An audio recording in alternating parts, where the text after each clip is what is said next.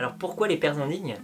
Eh bien c'est un projet qui a commencé sur les réseaux sociaux, sur YouTube et sur Facebook en 2015, des petits épisodes de 3 minutes sur différents thèmes qui voilà, à l'époque en fait nous intéressaient beaucoup dans nos vies, nous perso, puisqu'on venait avec Laurent chacun dans nos familles respectives de devenir papa, de devenir parents.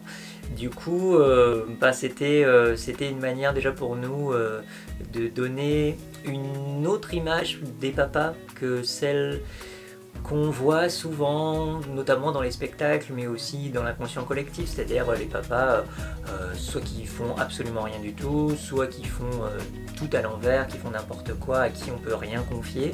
L'idée c'était de porter cette image dont on aimerait que voilà, tous les hommes se saisissent, hein, cette image du père qui fait, qui s'investit, alors avec à sa façon, avec parfois ses maladresses. Quand je te dis que c'est l'idéal pour faire la sieste, vite.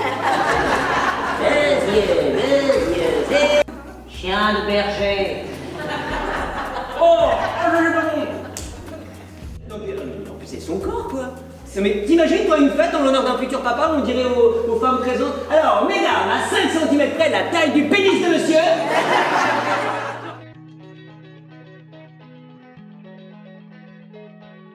Laurent et moi, c'est une histoire d'amitié qui date de longues années maintenant.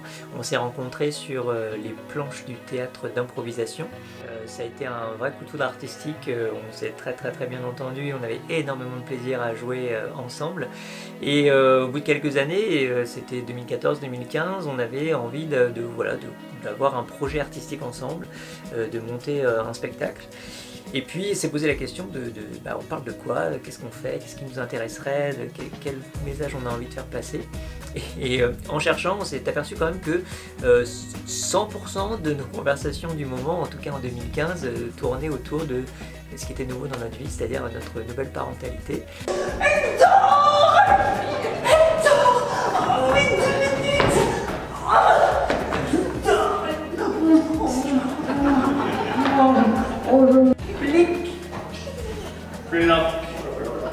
Fait la pluie.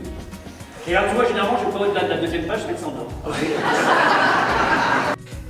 Avec tout un tas de questions, de débats et tout, tu fais comment, et on s'est aperçu qu'il n'y avait rien sur les réseaux sociaux, sur YouTube, sur tout ça.